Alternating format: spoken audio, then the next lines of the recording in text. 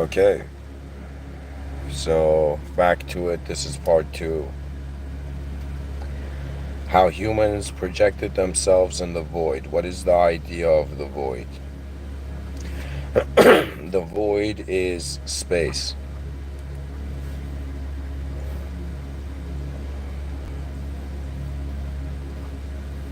What are humans? They are objects. How do human beings project themselves? They project themselves subjectively.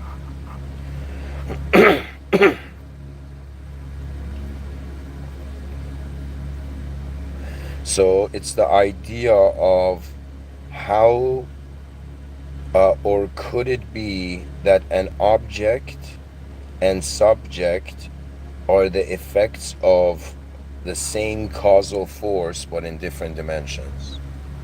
So it means that in one universe, it's like objects are real, in another universe, subjects are real. And space renders a final universe. You see, it's bizarre. The world doesn't make sense. The world doesn't make sense at all. Just think about it. We're on a rock hovering in the middle of space. We can't conceive of the space as a container because we can't see the edge of the world. So the world, the cosmos, is showing us that it is so infinitely vast that for us to measure the cosmos is impossible. So we can never be sure of our uh, we can't index the whole cosmos to have an accuracy of of assigning a value to a specific symbolic decision. What I'm saying is that it's super weird how big this is. It's super weird how small we are and how little we are here compared to the life of a, like, I don't know, billion-year-old planet.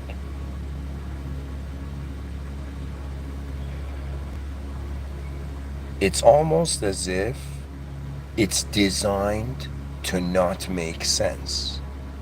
It's as if it's designed to ridicule the intellect that is aligned to lesser world values. So I used to be a being who the lesser world had become my standard. What does that mean?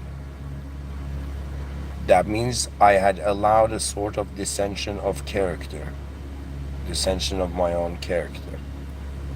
This dissension of my own character reached a threshold, and the archetype of the character karmically became so turbulent. I mean, I shouldn't say karma, but it became something so turbulent that it's like life. It's like this: either life is moving you, or the idea of you is moving what life means.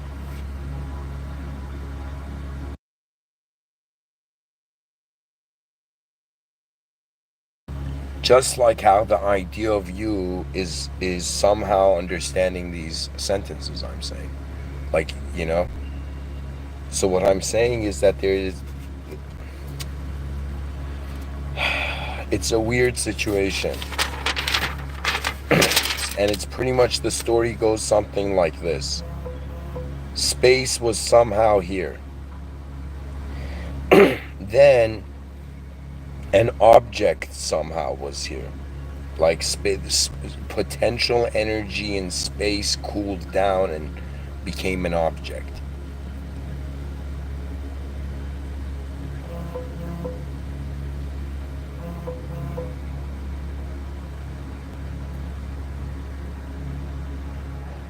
So space became an object.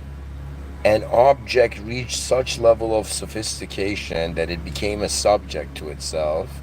And now we're in a world where everybody's like, I'm a physical being, I'm a physical person. But wait a minute, the idea of me, the notion of my own mind. The mind is not physical, the brain is physical, but what the brain leads to is non-physical acknowledgement of reality. It's as if I'm not just aware of objects, I'm also aware of the space between the objects. I'm not just aware of subjects, I'm also aware of the space between the subjects. I'm not just aware of the objects and subjects, I'm also aware of the space as space.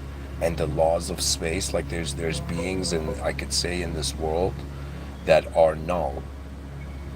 What that means is it's like the framework for to be a being is something like that. Somebody in the chat section says, what about God? Um, I've decided to focus on talking about the advanced civilization, but I would say this, that the idea of God is the ultimate living context to reality. So if an advanced civilization aligns to the notion of an advanced living, like towards, like it's going towards an ultimate living. So what I'm saying is,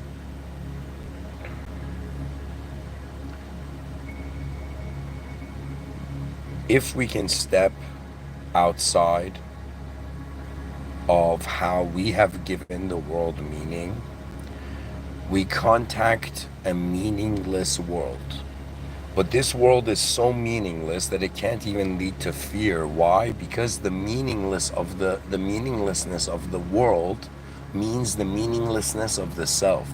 It's like it doesn't matter like how much meaning you give to life. If you're in a meaningless place, the person is like, man, what can I do? I can live the most meaningful life, but it's a meaningless context, right? So the idea, it should be in some sense a meaningful context, but the meaningful context is very complex because it's like, you put like 8 billion animals in one box, and you're like, yo, figure it out, and it's like, yo, it became a sort of territorial hierarchy.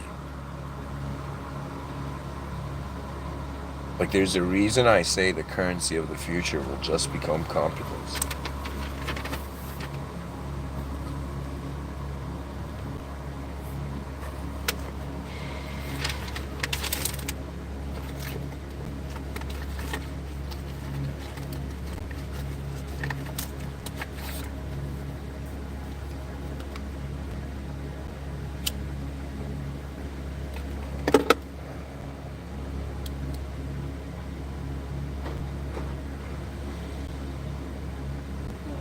Somebody in the chat section says, shouldn't we only fear God?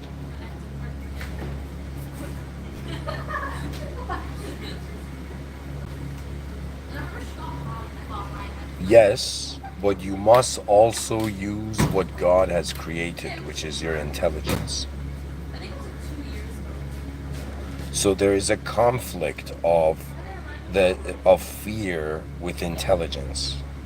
Okay? And in some sense, where is like, let's say if somebody has a problem in their life, from where does the solution come? I've reached this point where, yes, it comes from authorizations of a higher power, but that authorization of a higher power has previously authorized you to use your own will, right?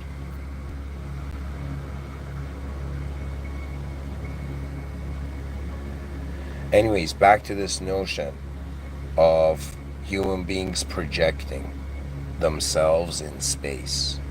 So what can be projected? So the idea is, okay, we have this like organism, and I'm speaking more as a person fascinated by the design of it.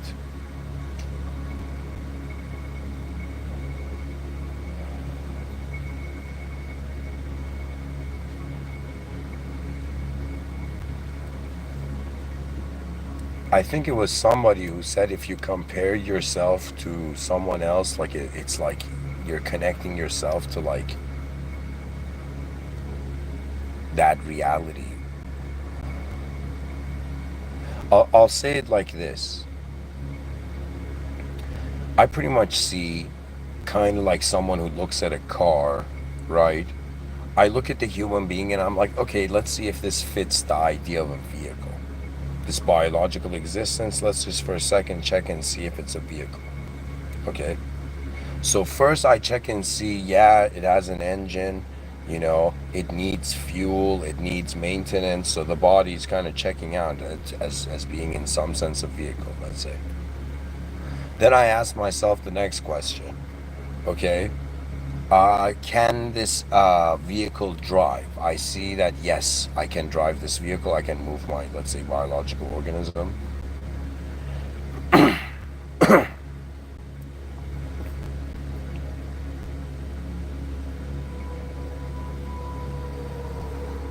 Then the next question comes is, what are my side view mirrors? Where are my mirrors? Do I have access to outside of my body? And you see, just like how the mirrors in a car give you information from outside of the car, similarly, your senses, your sensory perception is kind of that, right? So you're also receiving information as you move. You're also processing it, but the organize, like your inner organization has to do with your ability to find a self you can trust or you cannot love, right? You got to be able to trust yourself. What does that mean? That means notice the edge of your own limit. Do you know?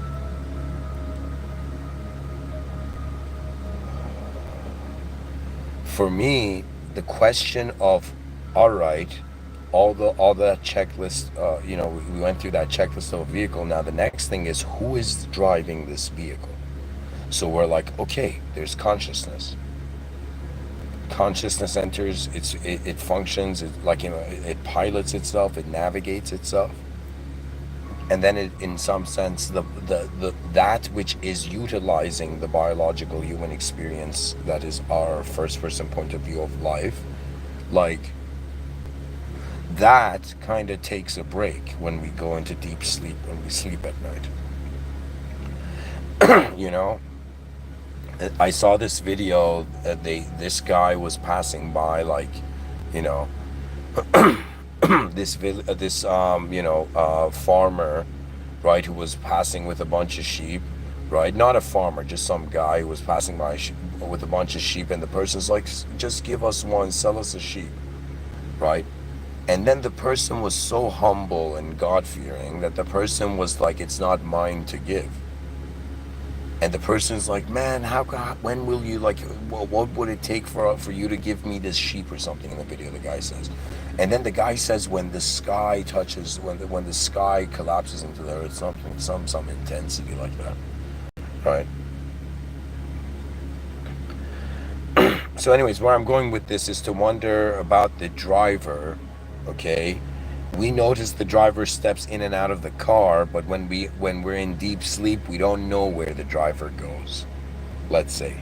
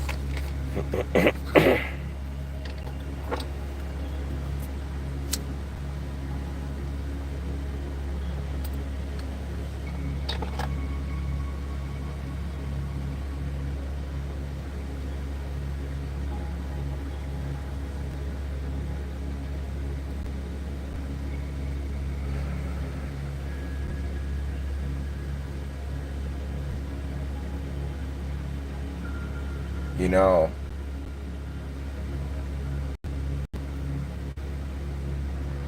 human beings come and go. There's so many human beings that are born. They enter the system and they leave the system, right? It's nature's, like, the cycle of nature. Now the idea is, this system, it's like nature is manufacturing, human evolution.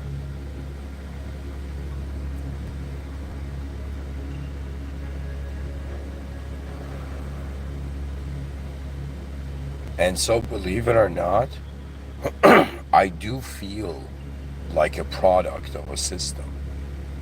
I feel like a being that was like crafted in like the events of a cosmos. Like just think about it, that right now, whoever you are listening, you're being a entity. You're being a being right now. That means the cosmos was that sophisticated.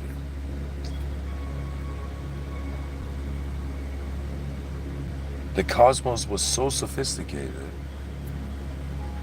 that it designed you out of itself, an evidently scientific hollowness, right?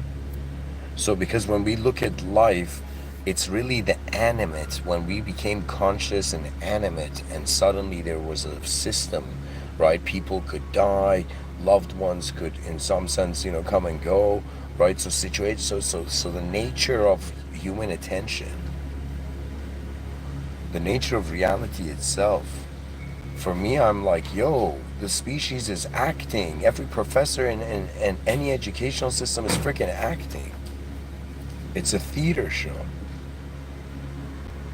And let me tell you why it's a theater show. Because nobody can know that extent of it, right? We can know what is possible, right? And then we can also know those possibilities leading to impossibilities, let's say. But on some level, like, what's the point of existing at all if there was no intelligence to direct it?